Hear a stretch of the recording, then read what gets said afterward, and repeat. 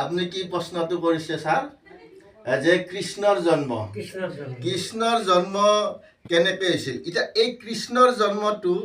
যদি আপনি আধ্যাত্মিকত চাব যায় কৃষ্ণর জন্ম সেই কংসৰ কাৰাগাৰত আপুনি যাব নালাগে আপুনি বসুদেৱ আমি একোজন নিজেই বসুদেৱ হ'ব লাগিব এতিয়া বসুদেৱক 5 দল শিকলি দি বান্ধিলেহে কৃষ্ণৰ জন্ম হ'ব এতিয়া এই শিকলিবিলাক কি জানে নাই আপোনাৰ লোভ মোহ কাম ক্ৰোধ এইবিলাক হ'ল একোডাল শিকলি এই শিকলিবিলাক যদি আমি নিজে বান্ধো আমাৰ হৃদয়খন ইমান চাফা হ'ব পবিত্ৰ হ'ব আৰু পবিত্ৰ যেতিয়া হৃদয়খন পবিত্ৰ হ'ব আমাৰ হৃদয়ত কৃষ্ণৰ জন্ম হ'ব এতিয়া আমি সব বস্তু যিকোনো বস্তু এটা দেখিলে সেটোকে কৃষ্ণ বুলি ভাবি কাৰণ আমাৰ হৃদয়খন চাফা হৈ যাব এতিয়া আপোনাৰ লোভ মোহ কাম ক্ৰোধ এই আমি যিবিলাক এই 5ডাল শিকলিৰ কথা কৈছোঁ সেইকেইজন সেই শিকলিকেইডাল বান্ধা পৰা আজিৰ দিনত ব্যক্তি আছে জানো কোনো নাই গতিকে আমি চেষ্টা কৰিব লাগিব এক ক্ৰমান্বয়ে আমি চেষ্টা কৰি এইবিলাক কথা আমি সমাজত প্ৰচাৰ কৰিব লাগিব আমাৰ উঠি অহা প্ৰজন্মক এইবিলাক কথা আমি শিকাব লাগিব আমাৰ ঠিকে সৰু আমাৰ ল'ৰা ছোৱালীক এই কথাখিনি আমি কেনেকৈ শিকাম আমি ঘৰত যাই গ'লে প্ৰতিজনে ঘৰত গধূলি হওক ৰাতিপুৱাই হওক চাকি বন্তি ধূপ ধূনা জ্বলাই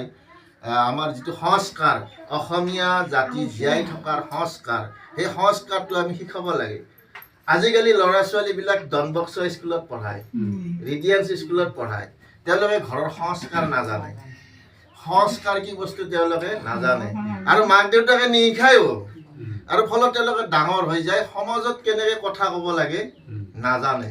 কিন্তু পঢ়াত আপত্তি নাই তেওঁলোকে ৰিডিয়েন্সত পঢ়ায় ডনবস্কত পঢ়ায় ইংলিছ মিডিয়ামত পঢ়ক কিন্তু এই যিখিনি শিকাব লাগে এইটো ককা আইতা এইটো মানে আজু ককা এইটো দেউতা এইখিনি সমাজত এনেকুৱা কথা ক'ব লাগে এই কথাটো তেওঁলোকক শিকাব লাগে ঘৰত প্ৰতিজন ছাত্ৰ ছাত্ৰী আৰু ছাত্ৰ ছাত্ৰীৰ মেমৰিটো বিৰাট হেৰি হৈ থাকে কিবা এটা কথা ক'লে তেওঁলোকে মানে ধৰি লয় সেইকাৰণে যিটো কথা ক'ব ঘৰত মা দেউতাকে সংস্কাৰ দিব সেই সংস্কাৰ মতে সেই ছাত্ৰ ছাত্ৰীজন ডাঙৰ হৈ যাব কিন্তু আমাৰ ইয়াত প্ৰাইভেট স্কুলত পঢ়া যিটো ল'ৰা ছোৱালী তেওঁলোকৰ কথাৰ ষ্টাইলটো ধুনীয়া ভাল মানে খুৰা আহক বহক কিন্তু আপুনি যেতিয়া ইংলিছ মিডিয়ামত ছাত্ৰ ছাত্ৰী এজন বহি আছে তেওঁলোকে সেই কথাটো নাজানে ক'ব নাজানে মানে সমাজত যি তেওঁলোকৰ যিটো ব্যৱহাৰ বহুত মানে পিছপৰা মোৰ সেইটো অনুভৱ হয় আৰু তেওঁলোকৰ মানে সেইকাৰণে সেই সংস্কাৰটো মাক দেউতাকে সৰুতে ঘৰত তেওঁলোকক দিব লাগে যদি স্কুলত পঢ়ে লগ সংগৰ লগত তেওঁলোকে নাপায় মাষ্টৰৰ পৰা তেওঁলোকে নাপায় তেতিয়া কোনে দিব তেওঁলোকক দায়িত্ব কাৰ মাক দেউতাকে সেই সংস্কাৰটো ঘৰত দিব লাগিব সদায় যিহেতু তেওঁলোকে লগ সংগৰ পৰা নাপায় কিন্তু আমাৰ জেনুইন যিখিনি